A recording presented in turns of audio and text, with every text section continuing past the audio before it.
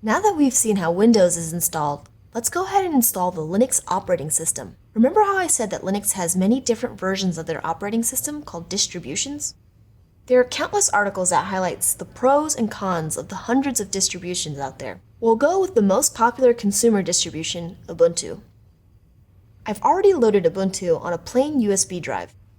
Pro tip: since Ubuntu is open source, you can download the free operating system install image directly from their website and install it using whatever media you like. I've included a link to it in the next supplemental reading. I should also call out that you can't just copy the install file to a USB drive and expect it to work. It has to be copied in a way that makes the USB device bootable from our BIOS. To load the image onto your USB device and make it bootable, you can use a tool like Etcher.io. You can also check out the link to the tool in the reading right after this video. Okay, I'm gonna go power on. And remember, we're gonna make sure that we want to boot from the USB device.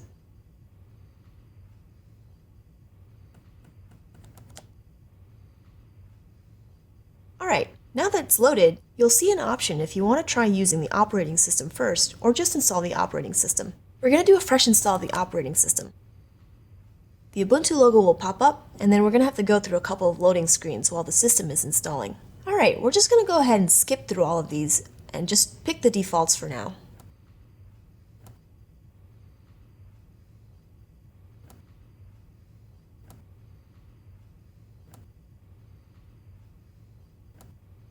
Alright, now it asks us for our name, a computer name or host name, then a username. The host name is used to identify the computer when it needs to talk to other computers. On our personal computer, it's common to just use our own names for our computer's name. But in IT organization, we want to choose a good host name that follows a certain standardization.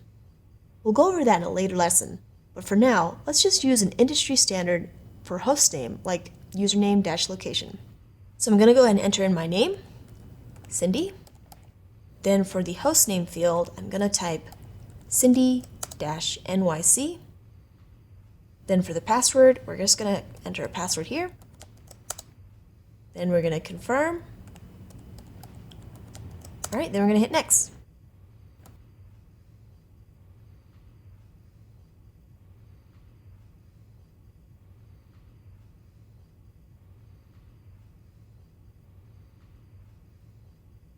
And then it'll ask us to restart once it's done.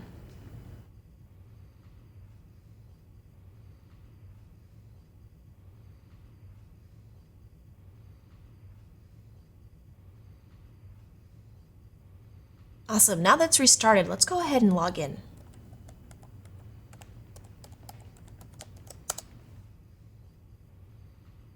Great, now we're in the Ubuntu desktop environment. Here you can see where applications are laid out. On the left-hand side here, we have a dock that we can add shortcuts to. This layout may change since Ubuntu is changing their desktop environment in the near future.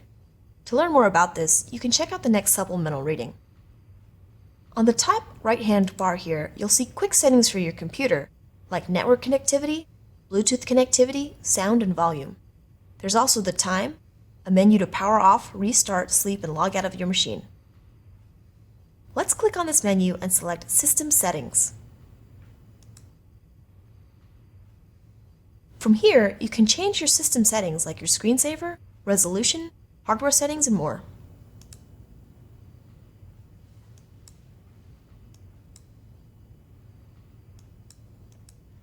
Let's go back to our desktop and select this icon here for files.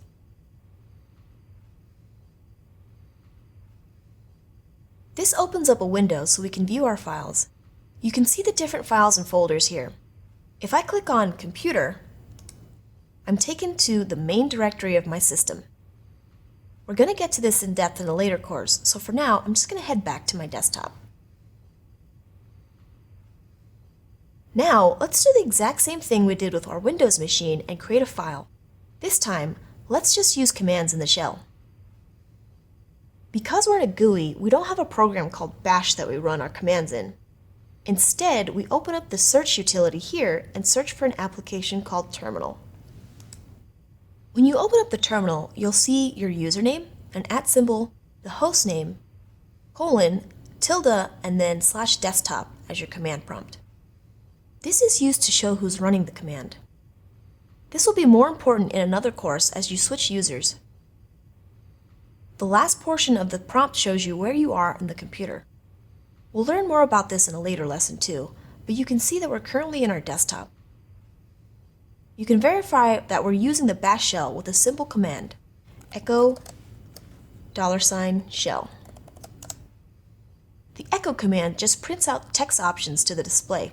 In this case, the argument $shell is the current shell, /bin/bash or bash. You could even do echo hello, and it would display hello, which isn't as useful. Okay, let's create a file in our shell. I'm going to use the touch command. Touch my super cool file. And here, you can see it made a file on our desktop. There are many different commands you can use to make a file, but the touch command is one of the simpler ones. Right now, it might be hard to understand why you have to memorize Linux shell commands when it's easier to use a Windows GUI. If you'll be working with any Linux machines, it's essential that you know these commands. Don't worry, by the end of this program, you should be super comfortable in the shell. Maybe you'll even run commands faster than you can in the GUI.